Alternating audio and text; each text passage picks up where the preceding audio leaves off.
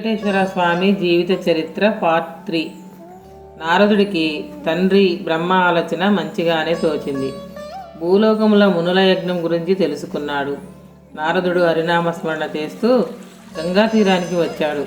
అక్కడ కశ్యపుడితో సహా మహామునులు లోక కళ్యాణం కోసం గొప్ప యజ్ఞం చేస్తున్నారు. ఆ యజ్ఞశాల దృష్ట్యా నారదుడు ఆనందించాడు. నారదుడు మునులందరినీ చూసి ఇలా అన్నాడు: మీరు గొప్ప మునులు, మహాతపస్సు గలవారు. మీ యజ్ఞం గొప్పదిగా ఉంది. కానీ నా మనసులో ఒక సందేహం ఉంది. ఈ యజ్ఞం త్రిమూర్తుల్లో ఎవరి గురించి చేస్తున్నారు? యజ్ఞఫలాన్ని అందుకునే దేవుడు ఎవరు? మునులు ఈ ప్రశ్న విని తికమక పడ్డారు.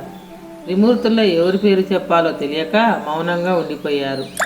నారదుడు నవ్వుతూ అన్నాడు: మీకు ఎవరు యజ్ఞఫలం ఇచ్చేది తెలియకపోతే ఈ యజ్ఞం వ్యర్థమే కదా. త్రిమూర్తుల్లో సత్యగుణం కలిగిన మోక్షాన్ని ఇచ్చే దేవుడు ఎవరో తెలుసుకోండి.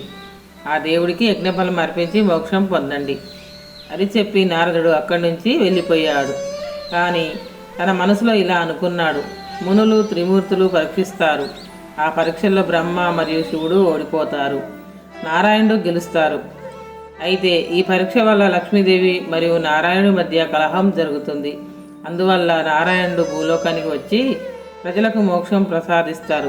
ఇలా నారదుడు తన సంకల్పానికి పునాది వేసి తన దారిని కొనసాగించాడు. ఈ కథను మరింత తెలుసుకోవడానికి మా ఛానల్ని సబ్స్క్రైబ్ చేయండి.